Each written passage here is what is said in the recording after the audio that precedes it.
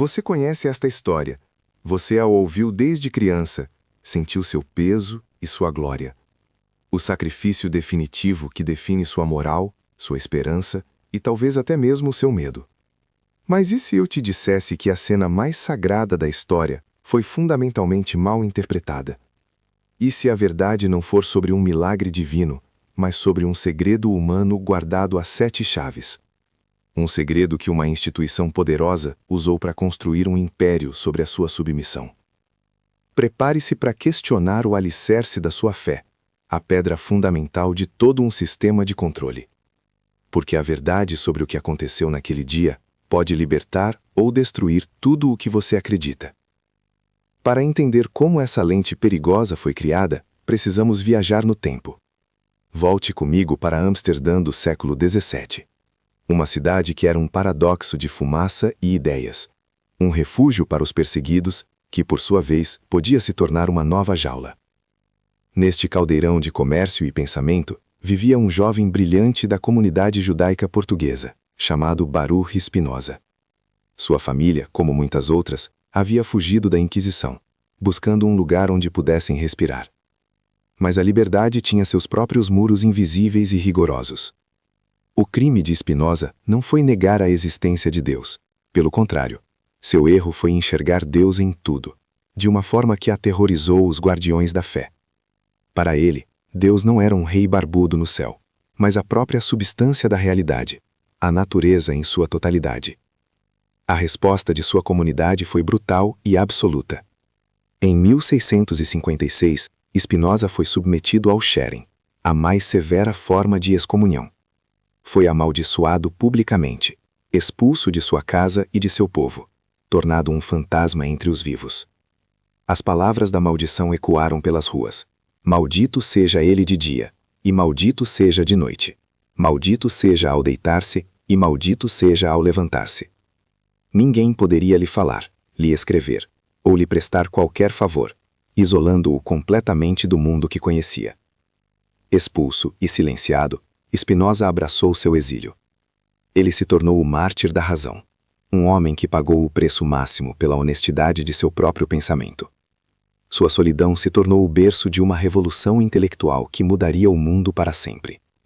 Para sobreviver, ele adotou a humilde profissão de polidor de lentes. Este ofício se tornou a metáfora perfeita para sua missão de vida. Enquanto suas mãos poliam o vidro para que os cientistas pudessem ver os céus com clareza, sua mente polia a própria razão humana. Com as lentes que ele fabricava, homens como Christian Huygens desvendavam os anéis de Saturno. Com a lente de sua filosofia, Spinoza queria que a humanidade pudesse enxergar através dos véus do dogma e da superstição que obscureciam a verdade sobre os textos sagrados. Em segredo, ele forjava sua ferramenta mais poderosa e perigosa, um livro que seria conhecido como o Tratado Teológico Político. Era um ato de coragem intelectual sem precedentes, uma bomba relógio colocada sobre os alicerces do poder religioso institucionalizado que o havia rejeitado. Seu método era chocantemente simples e revolucionário. A Bíblia, ele argumentava, não deveria ser lida como a palavra literal e inquestionável de Deus. Era uma coleção de textos humanos, escritos por homens com agendas políticas, medos e esperanças de sua própria época.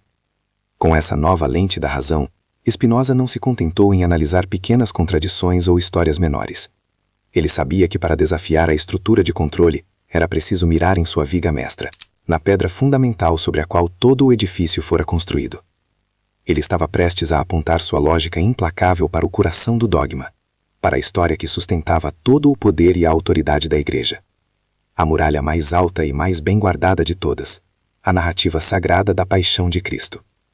A lente de Spinoza, uma vez apontada para a paixão, não revela um milagre divino, mas um drama profundamente humano, político e, em última análise, manipulado. Para começar, você precisa abandonar a ideia dos evangelhos como biografias factuais, como se fossem reportagens jornalísticas do século I. Eles não são. O conhecimento acadêmico moderno, herdeiro direto do ceticismo racional de Spinoza, os entende como o que realmente são: documentos teológicos, peças de propaganda escritas décadas após os eventos, cada um com uma agenda específica para uma comunidade específica. Eles não contam a história como aconteceu.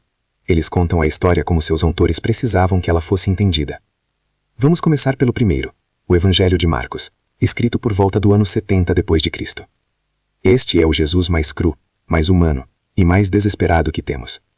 Em Marcos, Jesus é um profeta apocalíptico que acredita que o fim está próximo. Ele realiza milagres, mas frequentemente pede para que sejam mantidos em segredo. Na cruz, seu grito final não é de triunfo, mas de abandono total.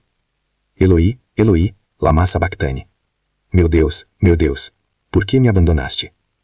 Este é o lamento de um homem, não a declaração de um Deus em controle. Agora, observe o que acontece quando Mateus escreve seu evangelho, cerca de 10 a 15 anos depois. Sua audiência é primariamente judaica, e seu objetivo é provar que Jesus é o Messias prometido nas escrituras hebraicas. Mateus pega a narrativa de Marcos e a edita sistematicamente. Ele adiciona uma genealogia que liga Jesus a Davi e Abraão. Ele insere mais de 60 citações do Antigo Testamento, constantemente dizendo que tal evento aconteceu para que se cumprisse a profecia. O Jesus de Mateus não é apenas um profeta, ele é o novo Moisés, dando seu sermão em uma montanha, assim como Moisés recebeu a lei no Sinai. Pense comigo por um momento sobre essa transformação. O grito de desespero de Jesus na cruz, tão chocantemente humano em Marcos, é mantido por Mateus, mas seu contexto é alterado. Em Mateus, a morte de Jesus é seguida por um terremoto, a abertura de túmulos e a ressurreição de santos, eventos espetaculares que Marcos não menciona. A humanidade crua está sendo revestida com camadas de mitologia e significado teológico. A história está sendo ativamente moldada para convencer uma audiência específica, não para registrar um fato. A lente da razão nos mostra a mão do autor, não a mão de Deus. Depois vem Lucas, escrevendo para uma audiência gentia, não judaica, em um ambiente greco-romano. Lucas também usa Marcos como sua fonte principal, mas sua edição tem um propósito diferente. Ele quer apresentar Jesus como um salvador universal, uma figura de compaixão e sabedoria para toda a humanidade. O Jesus de Lucas está menos preocupado com a lei judaica e mais focado nos pobres, nas mulheres e nos marginalizados. Ele remove passagens que poderiam soar muito judaicas ou ofensivas para um público romano. A genealogia de Lucas, por exemplo, não para em Abraão, o pai dos judeus, mas vai até Adão, o pai de toda a humanidade. E na cruz, a mudança é sísmica. O grito de abandono de Marcos desaparece completamente em Lucas. Em seu lugar, temos um Jesus sereno e perdoador. Suas palavras são: Pai, perdoa-lhes, porque não sabem o que fazem. Ele oferece o paraíso a um dos ladrões ao seu lado. Seu suspiro final é de confiança. Pai, em tuas mãos entrego o meu espírito. Você percebe a evolução? Do profeta abandonado de Marcos ao mestre compassivo de Lucas, a figura de Jesus está sendo polida, refinada e divinizada a cada nova versão. A história está se afastando da realidade e se aproximando do mito. Finalmente, chegamos a João, o último evangelho, escrito no final do século I ou início do segundo. João é radicalmente diferente dos outros três. Ele não está apenas editando Marcos, ele está reescrevendo toda a história a partir de uma perspectiva teológica elevadíssima. O Jesus de João não é um profeta humano que se torna divino. Ele é o Logos, a palavra cósmica de Deus, que era divina desde o princípio. Ele não fala em parábolas simples, mas em longos discursos filosóficos sobre sua própria identidade. Ele está sempre no controle total da situação. Na cruz, a transformação está completa. O Jesus de João não tropeça sobre o peso da cruz. Ele a carrega com propósito. Ele não grita de dor ou abandono. Suas palavras finais são uma declaração de missão cumprida. Tetelestai. Está consumado. É o selo final de um plano divino que ele controlou do início ao fim. O que começou como a trágica execução de um profeta judeu em Marcos se tornou na teologia de João o sacrifício cósmico de um ser divino. A pergunta que Spinoza nos forçaria a fazer é: qual dessas versões é a verdade? A resposta racional é que nenhuma delas é um registro histórico puro. São retratos, interpretações. E é aqui que as coisas começam a ficar muito, muito interessantes. Se os evangelhos são documentos com agendas, o que mais eles poderiam ter distorcido para servir a seus propósitos? Vamos aplicar a lente crítica agora não apenas aos personagens, mas ao próprio evento central. A narrativa da crucificação, como nos foi contada, depende de um personagem crucial, Pôncio Pilatos, o governador romano hesitante e fraco que lava as mãos e cede à pressão da multidão judaica. Esta imagem é fundamental para a teologia cristã posterior, que precisava absolver Roma e culpar os judeus. Mas e se eu te dissesse que o Pilatos da história é o oposto completo do Pilatos dos evangelhos? Fontes históricas não bíblicas, como os escritos do filósofo judeu Fílon de Alexandria e do historiador Flávio Joséfo, pintam um retrato muito diferente. Eles descrevem Pilatos como um governador notoriamente cruel, inflexível e desdenhoso dos costumes judaicos. Ele era um homem que não hesitava em usar violência brutal para esmagar qualquer sinal de dissidência. Ele massacrou samaritanos e provocou tumultos em Jerusalém ao usar dinheiro do templo para construir um aqueduto. Você consegue imaginar este homem, um tirano conhecido por sua brutalidade, subitamente se tornando um burocrata indeciso, preocupado com a consciência e cedendo a uma multidão que ele desprezava? É historicamente implausível. A cena de Pilatos lavando as mãos é quase certamente uma invenção literária. Por quê? Porque os primeiros cristãos, escrevendo décadas depois sobre o domínio do Império Romano, tinham um problema político. Eles não podiam acusar Roma de matar seu salvador. Isso seria suicídio político. A solução foi criar uma narrativa que transferisse a culpa. Roma se torna uma espectadora relutante e os líderes judeus se tornam os vilões sem dentes de sangue. Isso nos leva a uma verdade desconfortável, mas historicamente sólida. A crucificação não foi um crime religioso, foi um crime político. A crucificação era a punição padrão de Roma para um tipo específico de criminoso, o inimigo do Estado, o rebelde, o sedicioso. Não era uma punição judaica. A blasfêmia, sob a lei judaica, era punida com apedrejamento. A própria inscrição colocada na cruz, o Titulus Crucis, revela a natureza do crime. In ri, Jesus Nazarenus Rex Iudaeorum. Jesus de Nazaré, rei dos judeus. Aos olhos de Roma, proclamar-se rei, mesmo que espiritualmente, era um ato de traição contra César. Pense no contexto. A Judeia do século I era um barril de pólvora de fervor messiânico e sentimento anti-romano. Dezenas de profetas e líderes rebeldes surgiram, prometendo libertação do jugo de Roma. Jesus, com sua entrada triunfal em Jerusalém, aclamado por multidões, e seu ato de purificar o templo, que era o centro econômico e político da nação, estava se comportando exatamente como um desses líderes messiânicos. Para o poder estabelecido, tanto para o sinédrio colaboracionista quanto para Roma, ele era uma ameaça à ordem pública. Ele foi executado não por dizer que era filho de Deus, mas por agir como um potencial rei que poderia liderar uma insurreição. Agora que estabelecemos os evangelhos como propaganda e a crucificação como um ato político, podemos finalmente aplicar a lente mais poderosa de Spinoza, a lei da natureza. Spinoza argumentava que Deus é a natureza, e as leis da natureza são as leis de Deus. Milagres, no sentido de violações dessas leis, são impossíveis. Portanto, quando confrontados com uma história milagrosa, devemos procurar a explicação mais provável dentro do funcionamento natural do mundo. A narrativa dogmática nos pede para acreditar que um homem biologicamente morto voltou à vida, violando todas as leis da física e da biologia. Mas e se a premissa inicial estiver errada? E se Jesus nunca morreu na cruz? Vamos examinar as evidências apresentadas nos próprios textos, mas com um olhar cético. Primeiro, o tempo. De acordo com Marcos, Jesus foi crucificado na 3ª hora e morreu na 9ª hora. Isso totaliza cerca de 6 horas. Outros evangelhos dão um tempo ainda menor.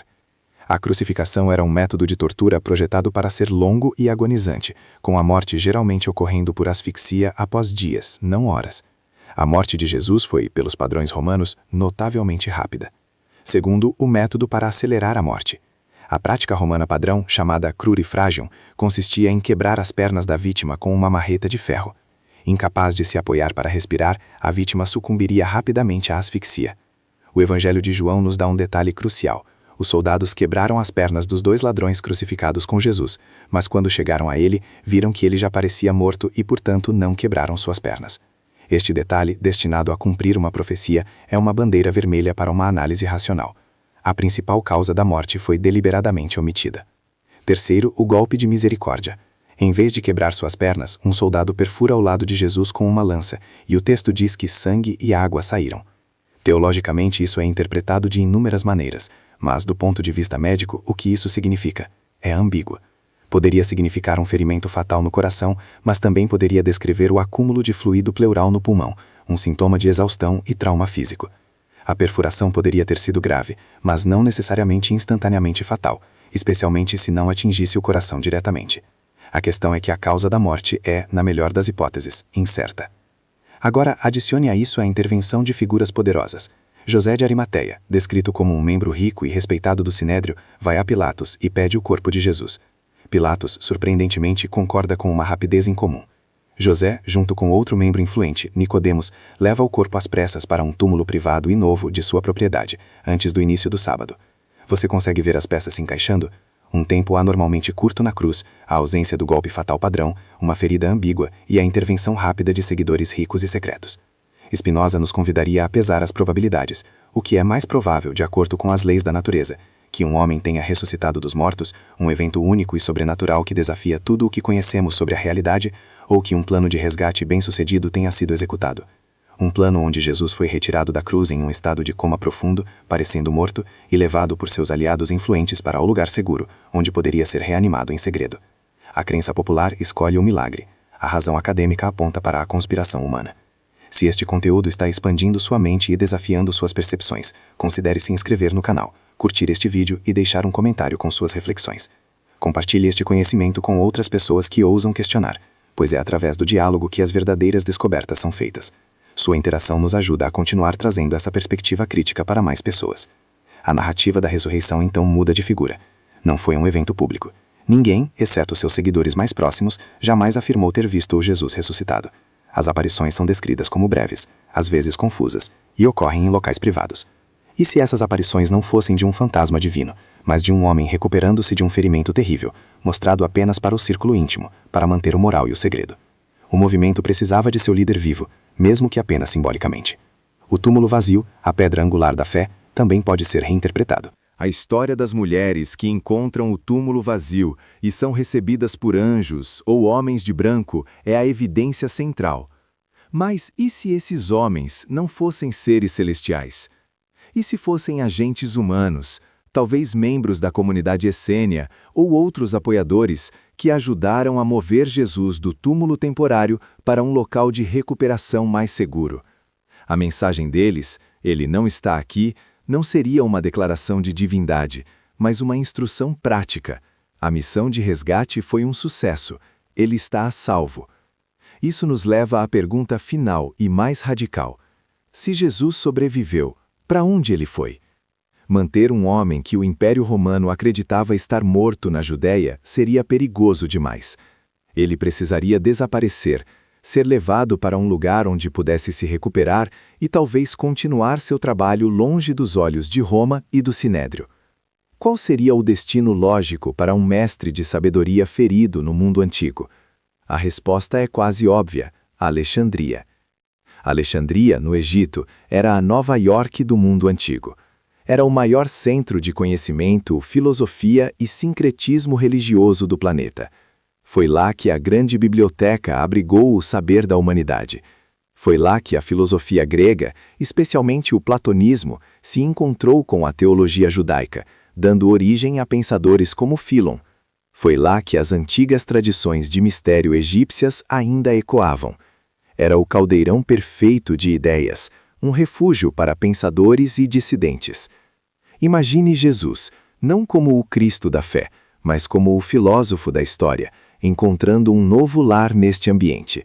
Um lugar onde seus ensinamentos sobre o amor, o conhecimento interior e a natureza do divino poderiam florescer, longe da política volátil da Judéia. Ele poderia ter fundado uma escola de pensamento, ensinando uma forma de gnose ou conhecimento secreto para um círculo de discípulos. Seus ensinamentos, misturados com o platonismo e o misticismo local, poderiam ter sido uma das fontes para as muitas vertentes do cristianismo gnóstico que surgiram nos séculos seguintes. Essa hipótese, a de um Jesus que sobreviveu e ensinou em Alexandria, explicaria muitas coisas. Explicaria a existência de evangelhos não canônicos, como o Evangelho de Tomé, que consiste em ditos de sabedoria, sem a narrativa da paixão, e que foi encontrado no Egito. Explicaria as tradições gnósticas que viam Jesus primariamente como um revelador de sabedoria, não como um sacrifício de sangue. E o mais importante, oferece uma alternativa completamente natural e racional para o milagre da ressurreição. A verdade que Spinoza nos convida a contemplar é que o evento que fundou a maior religião do mundo pode não ter sido a morte e ressurreição de um Deus, mas o resgate bem-sucedido de um homem. Um homem cuja sabedoria era tão poderosa que seus seguidores arriscaram tudo para salvá-lo, e cuja sobrevivência foi transformada ao longo de décadas de recontagens e edições teológicas no mito fundador de um império. A cruz não seria um altar de sacrifício, mas a cena de um crime político e de uma ousada operação de resgate. Prepare-se, porque depois de absorver isso, a própria ideia de salvação nunca mais será a mesma. A estrutura de poder construída sobre a noção de pecado original e redenção através do sangue de Cristo começa a aparecer não um plano divino, mas a mais bem-sucedida campanha de marketing da história humana. Uma campanha que vende medo e oferece uma cura que só a instituição pode fornecer. A única pergunta que resta é o que acontece quando você percebe que talvez nunca tenha estado doente em primeiro lugar. A desconstrução que fizemos nos deixa em um lugar vertiginoso, um abismo profundo onde os alicerces do que nos foi ensinado se desfazem em pó. De um lado, a visão que nos foi legada, a narrativa dogmática que moldou civilizações. Do outro, a possibilidade aberta pela lente da razão, um caminho iluminado pela história e pela lógica. Vamos colocar essas duas visões lado a lado, não para escolher um novo dogma, mas para entender a magnitude da escolha que você tem diante de si. A visão dogmática apresenta um drama cósmico centrado na falha humana. Nessa história, a humanidade nasce manchada por um pecado original, uma dívida herdada que a torna imperfeita e merecedora de punição. Deus, nessa narrativa, é um monarca absoluto, um rei cuja justiça exige um pagamento, um sacrifício de sangue para equilibrar as contas.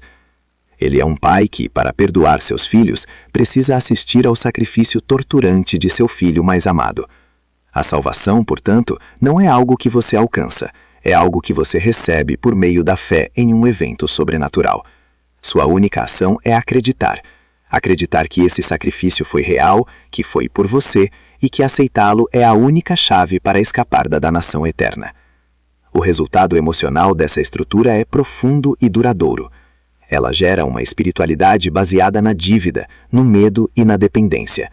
Você está eternamente em débito com uma divindade que pagou um preço que você nunca poderia pagar. Você vive sob a sombra do medo do inferno, uma ameaça constante que garante a sua conformidade.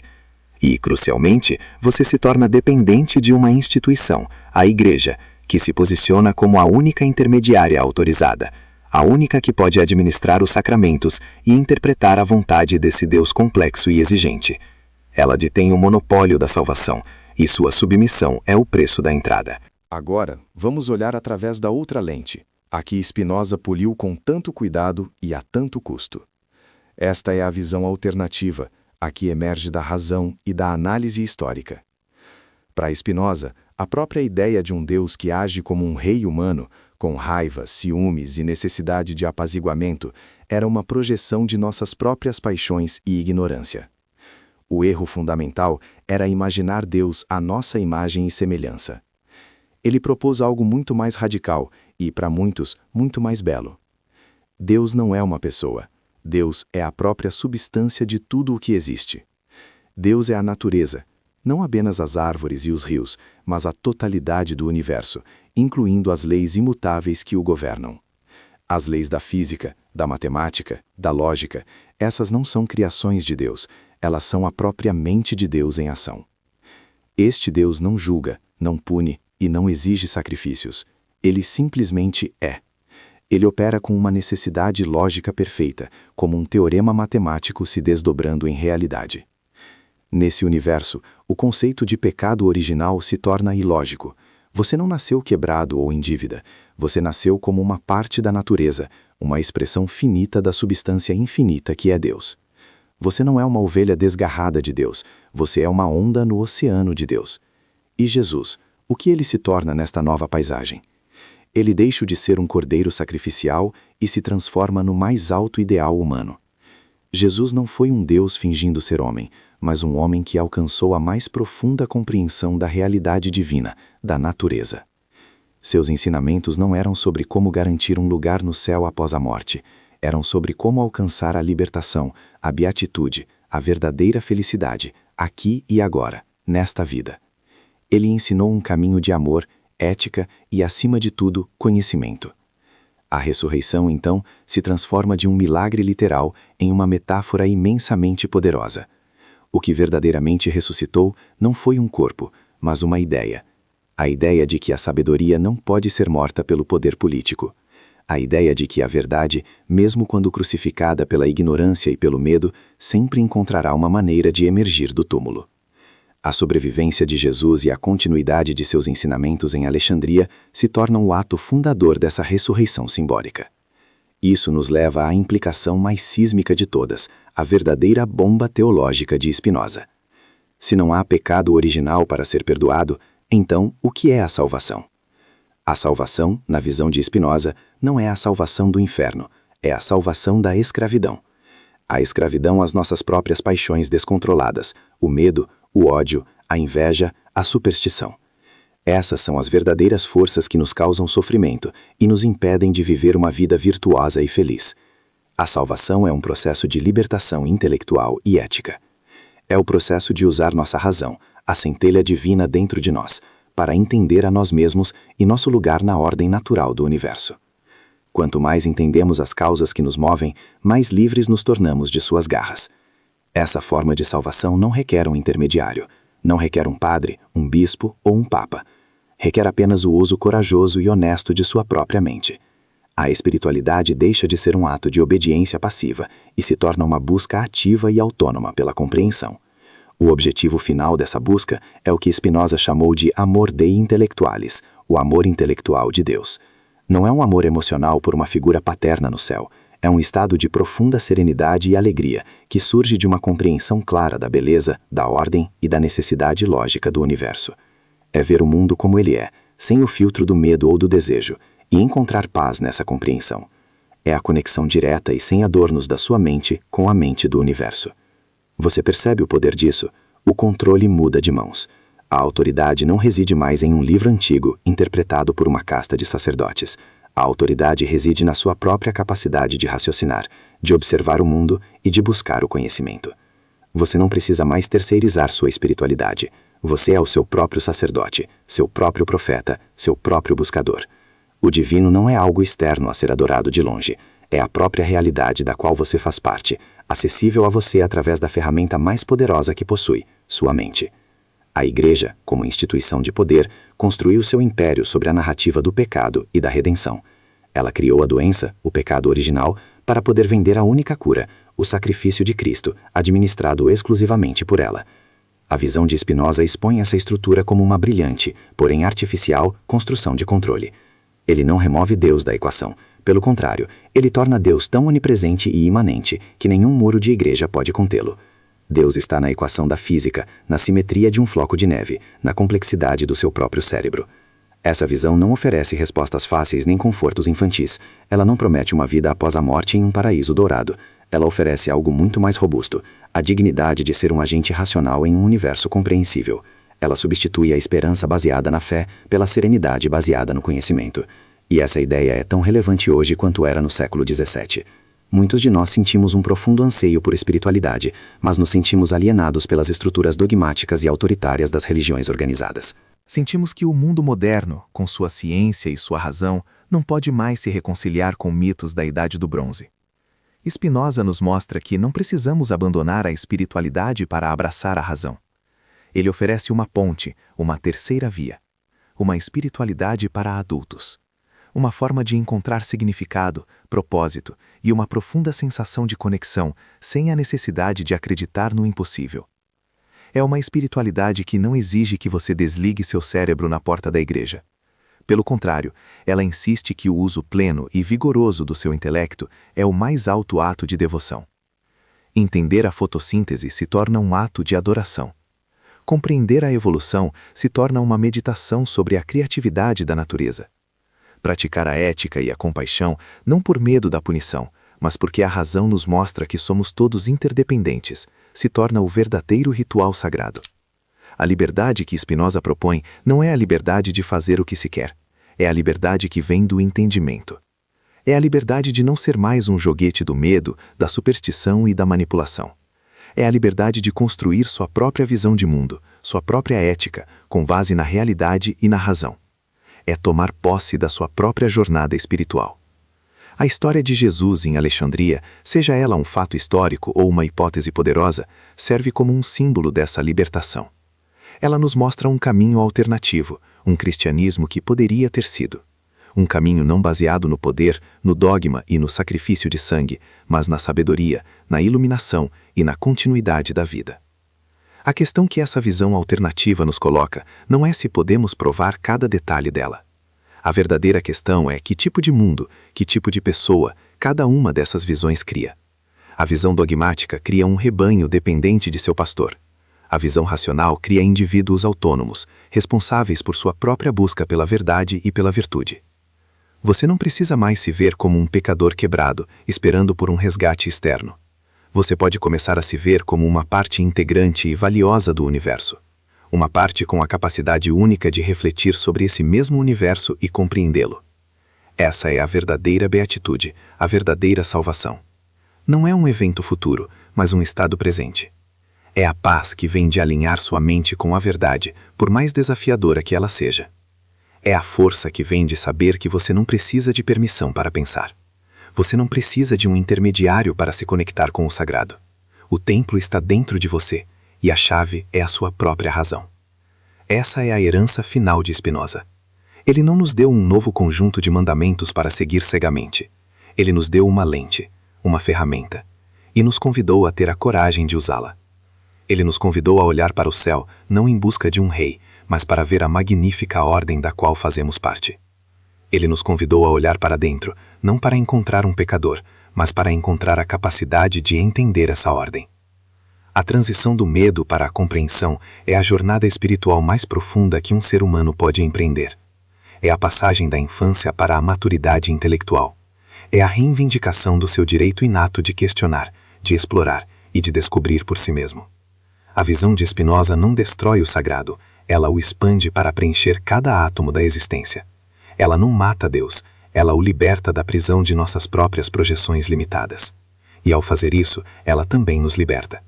Liberta-nos para encontrar o divino na descoberta científica, na criação artística, no ato de compaixão e na busca incansável pelo conhecimento. Essa é a aurora da razão, uma espiritualidade que não teme a luz, mas a busca. Chegamos, você e eu, ao final desta jornada através do tempo, da filosofia e do dogma. Estamos agora parados diante de um precipício intelectual, com o vento da incerteza soprando forte. De um lado, o território familiar da fé herdada, um mapa detalhado com promessas de segurança e salvação, mas cujas fronteiras foram desenhadas por mãos humanas com interesses muito terrenos. Do outro lado, um vasto continente desconhecido, o da razão autônoma, sem mapas prontos, sem dogmas para nos guiar, apenas com a bússola da lógica e a luz da evidência. A história de Jesus em Alexandria, a hipótese de uma sobrevivência e de um legado filosófico, não foi apresentada a você como um novo artigo de fé, um novo evangelho para substituir o antigo. Spinoza não nos deixou essa narrativa específica, ele nos deixou algo infinitamente mais valioso, mais perigoso e mais libertador. Ele nos deixou o método, a coragem de polir nossas próprias lentes e a audácia de olhar através delas, não importa o que possamos encontrar. A verdadeira herança deste polidor de lentes excomungado não é um conjunto de respostas, mas a santificação da pergunta. Ele nos ensinou que a maior devoção a Deus ou à natureza não é a submissão cega, mas o uso pleno e vigoroso da nossa capacidade de raciocinar, a centelha do divino que reside em nossa própria mente.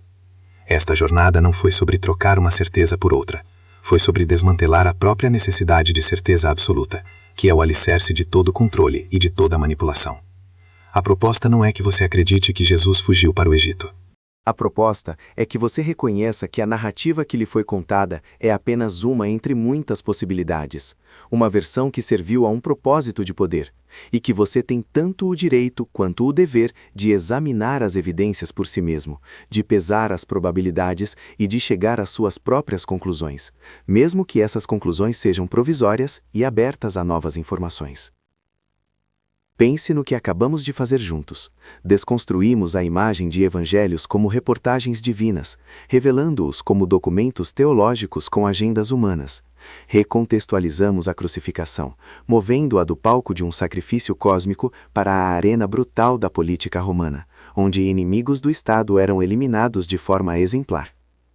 Questionamos a própria finalidade da morte na cruz, examinando as inconsistências e as improbabilidades médicas e históricas que os próprios textos sagrados nos oferecem. Ao fazer isso, não declaramos guerra à espiritualidade, declaramos guerra à preguiça intelectual que se mascara de fé. A verdadeira heresia, na visão que Spinoza nos legou, não é duvidar da existência de um Deus distante, mas sim duvidar da sua própria capacidade de pensar, de entender e de se conectar com a realidade de forma direta, sem a necessidade de intermediários que lucram com seu medo e a sua ignorância. O que essa perspectiva lhe oferece não é o conforto fácil de uma nova religião, mas a dignidade robusta de ser o arquiteto de sua própria visão de mundo. Ela o convida a parar de terceirizar sua consciência, sua moralidade e sua busca por significado. O desafio agora é pessoal e intransferível. É pegar a lente que Spinoza começou a polir e continuar o trabalho em sua própria vida. Polir a lente significa questionar não apenas as histórias que lhe contaram sobre deuses e profetas, mas também as histórias que você conta a si mesmo sobre quem você é, sobre o que você teme e sobre o que você é capaz. É um processo contínuo de remover as manchas da superstição, as distorções do preconceito e a poeira da conformidade que se acumulam sobre o vidro da nossa percepção, impedindo-nos de ver a realidade com clareza e de viver com autenticidade. Essa busca não precisa ser solitária. A ironia da história de Spinoza é que, embora tenha sido expulso e isolado por sua comunidade, suas ideias criaram uma nova forma de comunhão, uma comunidade invisível de pensadores livres que se estende através dos séculos. Hoje, essa comunidade tem novas ferramentas para se conectar. Se esta exploração ressoou em você, se acendeu uma faísca de curiosidade ou de coragem, então você já faz parte dessa linhagem. Compartilhe este vídeo com outras mentes questionadoras. Deixe um comentário abaixo, não apenas com sua opinião, mas com sua própria jornada de questionamento. Que dogmas você está desafiando em sua vida? Que lentes você está tentando polir? Ao compartilhar sua experiência, você ajuda a criar um espaço onde a dúvida é celebrada como o primeiro passo para o conhecimento, não como um pecado a ser punido. Inscreva-se neste canal para continuar esta jornada conosco. Não prometemos respostas fáceis ou verdades absolutas. Prometemos continuar a fazer as perguntas difíceis, a explorar as ideias mais desafiadoras e a fornecer as ferramentas para que você construa sua própria liberdade intelectual. Cada vídeo, cada discussão é mais um passo no caminho da autonomia, mais uma pedra virada na busca por uma espiritualidade que seja compatível com a razão, a ciência e a dignidade humana. Acreditamos que a busca pela verdade é o mais sagrado de todos os empreendimentos e queremos que você seja um companheiro ativo nessa busca, não um espectador passivo. Sua inscrição é um voto de confiança no poder do pensamento livre e um compromisso com o seu próprio crescimento intelectual e espiritual. Um passo para se juntar a uma conversa global que está moldando o futuro da consciência humana. A visão de Spinoza, em última análise, nos leva a uma redefinição radical do que significa ser espiritual. A espiritualidade não é mais encontrada em rituais de submissão ou na repetição de credos antigos. Ela é encontrada no ato de aprender, na emoção da descoberta científica, na beleza de uma equação matemática que descreve o universo. É a serenidade que vem de entender nosso lugar na vasta teia da natureza, não como seus mestres caídos, mas como suas partes conscientes e curiosas. A oração se torna o estudo, o louvor se torna a compreensão. O templo não é um edifício de pedra, mas o próprio cosmos, e seu acesso a ele é irrestrito, garantido pela sua própria capacidade de observar, analisar e maravilhar-se com a complexidade e a elegância da realidade que nos cerca. Essa liberdade, no entanto, vem com uma responsabilidade imensa. Uma vez que você percebe que a estrutura de pecado e salvação pode ser uma construção humana para controle social, você não pode mais usar o medo do inferno ou a promessa do céu como muletas para sua moralidade. Sua ética precisa encontrar um novo alicerce, um que seja mais forte e mais honesto. E a razão oferece esse alicerce. Você escolhe ser bom, compassivo e justo, não por medo da punição divina, mas porque a lógica e a experiência lhe mostram que a cooperação, a empatia e a busca pelo bem comum são as estratégias mais inteligentes e sustentáveis para a felicidade individual e coletiva. Sua moralidade se torna um ato de escolha racional, não de obediência temerosa, e isso a torna infinitamente mais significativa e poderosa. A conclusão desta jornada não é um ponto final, mas um ponto de partida. É o momento em que a narrativa do roteirista termina e a sua, como protagonista de sua própria vida, começa de verdade. Você foi apresentado a uma ferramenta, uma nova maneira de ver o mundo, uma lente polida com a razão e a coragem. A questão que permanece não é se a história que contamos é a verdade definitiva, pois a verdade definitiva pode estar além do nosso alcance. A questão é o que você fará com a possibilidade que ela representa. Você guardará a lente no bolso, com medo do que ela possa revelar, e voltará para a segurança confortável da caverna de sombras que sempre conheceu. Ou você terá a coragem de levantá-la aos seus olhos e olhar para o mundo como ele é, em toda a sua complexidade e beleza. A decisão de continuar a viver sobre a autoridade de narrativas antigas ou de assumir a autoridade sobre sua própria mente é a escolha fundamental que define a vida de um ser humano. É a escolha entre ser um objeto passivo da história ou um sujeito ativo na busca pela verdade. Spinoza pagou o preço máximo por essa escolha, enfrentando o isolamento e a perseguição para que pudesse viver em alinhamento com sua própria razão. Ele nos mostrou que a integridade intelectual não é um luxo, mas a essência de uma vida bem vivida. Ele nos provou que é melhor ser um exilado honesto em um universo de fatos do que ser um cidadão amado em um império de ilusões. A sua jornada talvez não exija um sacrifício tão dramático, mas exigirá coragem, a coragem diária de pensar por si mesmo. Lembre-se das palavras da maldição lançada sobre ele, que ninguém lhe fale, que ninguém lhe escreva, que ninguém lhe preste favor. A intenção era apagá-lo da existência, transformá-lo em um fantasma. No entanto, séculos depois, estamos aqui, falando sobre ele, lendo suas palavras, celebrando seu legado.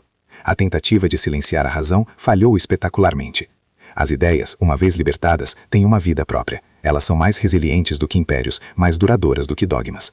A verdade, ou a busca honesta por ela, sempre encontra uma maneira de ressuscitar, de sair do túmulo onde o poder e o medo tentam aprisioná-la. Você é, neste exato momento, a prova viva dessa ressurreição. A sua mente curiosa é o legado vivo de todos os hereges que ousaram questionar.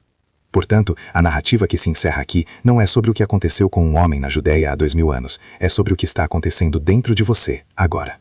É sobre a percepção de que as correntes mais fortes não são feitas de ferro, mas de ideias que aceitamos sem questionar. E a chave para essas correntes não está nas mãos de um salvador ou de um sacerdote, ela sempre esteve em suas mãos. É a sua capacidade de pensar criticamente, de sentir profundamente e de escolher corajosamente. O poder que as instituições religiosas exerceram por séculos não foi um poder que elas possuíam inerentemente, foi um poder que lhes foi concedido pela fé e pela submissão de milhões de indivíduos, e o que é concedido pode ser reivindicado. A jornada para a autonomia intelectual é a verdadeira peregrinação, a única que importa. Não leva a uma cidade sagrada em uma terra distante, mas ao centro do seu próprio ser. É uma jornada para dentro, para descobrir a força e a clareza que já existem em você. Não é um caminho fácil. Exigirá que você enfrente o desconforto da incerteza, a solidão ocasional de pensar de forma diferente da multidão e a responsabilidade de criar seu próprio significado. Mas a recompensa é a única coisa que pode ser verdadeiramente chamada de salvação, a libertação da mente. A paz que não vem da crença em uma promessa, mas da compreensão da realidade. A alegria que não depende de uma recompensa futura, mas que é encontrada no próprio ato de viver uma vida examinada, ética e racional. O legado de Spinoza, portanto, não está escrito em pedra, mas gravado na própria estrutura da razão. Ele nos desafia a viver de forma mais corajosa e mais honesta. Ele nos convida a transformar nossa espiritualidade de um ato de fé passiva em uma aventura de descoberta ativa. Ele nos mostra que o universo não é um reino governado por um monarca caprichoso, mas um sistema lógico e belo, e que a nossa maior honra é sermos a parte desse sistema que pode compreendê-lo. A escolha de abraçar essa visão não o tornará um seguidor de Spinoza, ela o tornará um seguidor da sua própria razão, um verdadeiro indivíduo, livre e autônomo. E essa é a única filiação que realmente importa no grande esquema das coisas. Ao final, tudo se resume a uma única imagem, a imagem do túmulo vazio. Por 2 milênios, nos disseram que o túmulo estava vazio por causa de um milagre divino, um sinal de que devemos nos submeter e acreditar para sermos salvos. Mas agora, você tem uma nova imagem em sua mente, a possibilidade de que o túmulo estivesse vazio por uma razão humana, um ato de lealdade, coragem e planejamento, um resgate, não uma ressurreição. Um túmulo vazio, não como um comando para a fé, mas como um símbolo da liberdade. A liberdade da verdade de escapar das garras do poder, a liberdade da sabedoria de continuar seu trabalho em novos lugares, a liberdade de um homem de sobreviver e de uma ideia de se espalhar. E essa imagem nos leva à pergunta final, a única que realmente importa e que ecoará em sua mente muito depois que minha voz silenciar. A narrativa que lhe foi dada, a que exigia sua crença em troca da salvação, colocou a chave para a sua liberdade nas mãos de um evento passado e de uma instituição presente. Mas se o túmulo está vazio por uma razão diferente, se o milagre que sustentava toda essa estrutura de controle se revela um drama profundamente humano, então a chave nunca esteve lá. Ela sempre esteve com você. O túmulo vazio não é mais um monumento a um Deus que morreu por você. É um espelho.